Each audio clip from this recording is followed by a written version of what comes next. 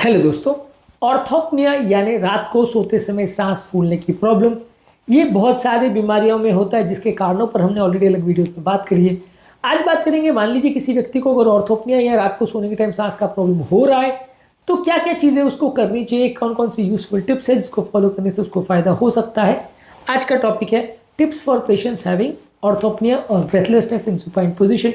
Topic पर जाने से पहले जो लोग हमारे चैनल पर नए हैं उन्हें रिक्वेस्ट करूंगा इस चैनल को सब्सक्राइब करें, वीडियोस को लाइक करें, शेयर करें, फॉलो करें, कमेंट करें, पूरा देखें। टॉपिक इंपॉर्टेंट है, इसे एंड तक देखिएगा, आपको किसी भी और चैनल पे नहीं मिलेगा, इसलिए एक्सक्लूसिव है। चलिए शुरू करते हैं। सबसे पहले आपको व्यक्ति का स्लीपिंग पोजीशन को चेंज करना है। यहाँ पे होता क्या है कि व्यक्ति जब सुपाइन यानी बिस्तर पर पीठ के बल लेटता है तो उसको ग्रेविटेशनल फोर्स की वजह से कुछ ना कुछ ऐसा होता है कि उसको श्वास लेना मुश्किल हो जाता है, या तो लंग्स में पानी भर जाता है, या पेट के फैट की वजह से, या पेट में बच्चा हो किसी के, या वैसा कोई चीज़ हो। तो ये सारी चीज़ों में आपकी श्वास की मसल प्रॉपर काम नहीं कर पाती और ऑर्थोप्निया होता है। ऑर्थोप्निया हार्ट की बीमारी में भी हो सकता है, लंग्स की बीमारी में भी हो सकता है, मोटापे में भी हो सकता है, प्रेगनेंसी में भी हो सकता है। तो ये सारे केस में अलग अलग कारणों से जब व्यक्ति सीधा लेटता है तो बॉडी का जो पोस्चर चेंज होता है तो उसके सांस लेने में तकलीफ आती है, लंग्स में पानी ज़्यादा भर जाता है, या श्वास की मसल्स प्रॉपर काम नहीं कर पाती। तो ऐसे लोगों को कोशिश करना चाहिए कि सीधा एक पीठ के बल ना लेटे, वो थोड़ा सा सिरहाने को उठा ले, 2-3 तकिए लगा के, या जो head end of the bed है जहाँ पे जिस तरफ सर रख के आप सो रहे हो उसके पाए को थोड़ा 1-2 ईंट रख के उठा दीजिए, तो उसमें बेड का एंगल ही टेढ़ा हो जाएगा, जिससे आपका ग्रेविटेशनल फोर्स की वजह से लंग्स पर एक्स्ट्रा प्रेशर नहीं पड़ेगा और आपको सोने में दिक्कत नहीं आएगी। इसके अलावा आप दूसरी चीज़ें कर सकते हैं कि करवट पर सोइए। अगर आप फ्लैट पीठ पर सोने के बदले अगर करवट पर सोते हैं तो इससे भी वो ग्रेविटेशनल फोर्स की वजह से जो इफेक्ट आ रहा है वो उतना ज़्यादा नहीं आता है और वो डिवाइड हो जाता है फोर्स, इसकी वजह से भी उतना ज़्यादा सांस नहीं फूलेगी। इसके अलावा आप कमरे में ह्यूमिडिफायर का प्रयोग कर सकते हैं जो कि रूम को मॉइस्ट रखता है। ड्राई एयर की वजह से ब्रीदिंग प्रॉब्लम ज़्यादा हो सकती है तो रूम को मॉइस्ट रखने से फ़ायदा होगा। इसके अलावा रूम में प्रॉपर वेंटिलेशन का प्रयोग होना चाहिए। रूम प्रॉपर अगर वेंटिलेटेड हो तो उसमें बहुत ज़्यादा घुटन का एहसास नहीं होगा और इसमें भी आपको ठीक लगेगा। इसके अलावा वातावरण में डस्ट का एक्सपोजर या जानवरों के बाल का या कोई एलर्जेंस का एक्सपोजर नहीं होना चाहिए, आपकी श्वास की नलियों को इरिटेट करते हैं। तो ये सारी चीज़ें कमरे में नहीं होनी चाहिए, इसको अवॉइड करिए तो इससे भी आपको फ़ायदा मिलेगा।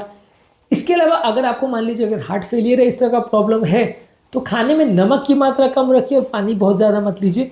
ज़्यादातर इस तरह की हार्ट फेलियर में लंग्स में पानी जब भर जाता है या ब्लड प्रेशर बढ़ जाता है तो लोगों को लंग्स में पानी भरने की वजह से सांस फूलती है, सांस लेना मुश्किल हो जाता है। तो हार्ट फेलियर के पेशेंट में जो स्टैंडर्ड रिस्ट्रिक्शन होते हैं कि नमक कम रखो, पानी, चाय, कॉफ़ी, जूस, शायद सब मिला के दिन भर में 1 लीटर के आसपास रखो, और डेली अपना वजन भी चेक करिए, क्योंकि जब हार्ट फेलियर में पानी भरना चालू होता है तो बॉडी का वेट बढ़ना चालू होता है, और ये बॉडी का वेट कितना बढ़ रहा है ये अपने आप में एक इंडिकेटर होता है इनडायरेक्ट, ये बताने के लिए कि वजन पानी भरने की वजह से हो रहा है। तो आपको इसमें ध्यान देने की ज़रूरत है और दवाइयों की डोज करने की आवश्यकता है। इसके अलावा आपको कोशिश ये करनी है कि दिन भर की अपनी एक्टिविटीज़ को प्रॉपर वे में प्लान करें, ओवर एक्सर्शन बहुत ज़्यादा नहीं करें, रेगुलर बेस पे एक्सरसाइज करें, और जब एक्सरसाइज बहुत ज़्यादा हो गई या कुछ काम कर रहे हो तो बीच बीच में ब्रेक लेके थोड़ा रेस्ट भी करें। ये सारी चीज़ों से बॉडी की थोड़ी एक्सरसाइज और मसल टोन भी बेटर रहती है और बहुत ज़्यादा कमज़ोरी सुस्ती का एहसास भी नहीं होता, बहुत ज़्यादा सांस भी नहीं फूलती है। तो ये सारी चीज़ों में अपने वर्क पैटर्न को थोड़ा बेटर मैनेज करेंगे तो आपको ज़्यादा बेटर रिजल्ट्स मिलेंगे। इसके अलावा जो भी दवाइयाँ आपको चल रही है, चाहे वो हार्ट फेलियर की दवाएँ हैं या लंग्स की दवाएँ है या कोई अंडरलाइन और कोई प्रॉब्लम है उसकी वजह से अगर दवाइयाँ चल रही है तो उसको प्रॉपर वे में लेते रहिए। जो भी आपको अगर प्रॉब्लम या लक्षण है, चाहे वो सांस लेने का प्रॉब्लम है, कमज़ोरी सुस्ती का प्रॉब्लम है, तो वो सारी चीज़ों में अपने डॉक्टर को कंसल्ट करिए, अपने सिम्टम्स को मॉनिटर करिए, और यदि कोई कंडीशन बिगड़ रही है तो उनको तुरंत संपर्क करिए, उनको बताइए अपनी प्रॉब्लम को, रेगुलर हेल्थ चेकअप्स करते रहिए, तो आपकी प्रॉब्लम के हिसाब से अपनी दवाओं के डोज को एडजस्ट कर सकते हैं और आपकी प्रॉब्लम को कम कर सकते हैं। इसके अलावा इस तरह की प्रॉब्लम कई बार स्मोकिंग, अल्कोहल या चाय कॉफ़ी से भी रिलेटेड हो सकती है, तो स्मोकिंग बिल्कुल बंद रखिए, अल्कोहल को पूरी तरह से बंद रखिए, और बहुत ज़्यादा मात्रा में चाय कॉफ़ी भी मत लीजिए। ये आपके हार्ट और ब्लैडर को थोड़ा अलग तरह से इफेक्ट कर सकता है, जिससे आपकी प्रॉब्लम बिगड़ सकती है। तो बहुत ज़्यादा मात्रा में चाय कॉफ़ी भी नहीं लेना चाहिए, खासकर बहुत स्ट्रॉन्ग चाय और कॉफ़ी। इसके अलावा अगर किसी व्यक्ति को बहुत ज़्यादा सांस का प्रॉब्लम हो रहा है तो ऑक्सीजन थेरेपी का प्रयोग कर सकता है। सप्लीमेंटल ऑक्सीजन से भी थोड़ा श्वास का प्रॉब्लम बेटर रहेगा और आपको नींद में उतना ज़्यादा सांस का प्रॉब्लम नहीं होगा। इसके अलावा कुछ ब्रीदिंग एक्सरसाइज करते हैं, जैसे पर्स्ड लिप ब्रीदिंग होता है, जहाँ पे आप मुंह को एक पर्स लिप की तरह, जो ट्रेडिशनल पुराने ज़माने में जो पर्स आता था जिसमें धागा बांध के उसको बंद करते थे, वैसा पर्स के जैसे अपने मुंह को करके उससे गहरी सांस लीजिए, इससे आपकी श्वास की नलियाँ खुलती हैं। और डायफ्रैग्मेटिक ब्रीदिंग की प्रैक्टिस कर सकते हैं। ये ब्रीदिंग की एक्सरसाइज है जिसको हमने ब्रीदिंग एक्सरसाइज वाली वीडियोज़ में डिस्कस किया है। वो एक्सरसाइज को आपको फॉलो करना चाहिए। ये सारी चीज़ों से आपकी श्वास की ओवरऑल स्टैमिना इंप्रूव होगी। और यदि एस्थमा की वजह से आपको ये ऑर्थोपनिया का प्रॉब्लम हो रहा है तो आपको सिग्निफिकेंट फायदा मिलेगा। ये एक्सरसाइज हार्ट फेलियर में और प्रेगनेंसी में उतना हेल्प नहीं करेंगी, पर एस्थमा के पेशेंट में जहाँ ऑर्थोपनिया हो रहा है तो फ़ायदा मिलेगा। इसके अलावा एंग्जाइटी अगर किसी व्यक्ति को है तो भी सांस फूल सकती है, तो योगा, प्राणायाम, डीप ब्रीदिंग एक्सरसाइज, मेडिटेशन करके अपने मानसिक तनाव को कम रखिए, इससे भी आपको फ़ायदा मिलेगा।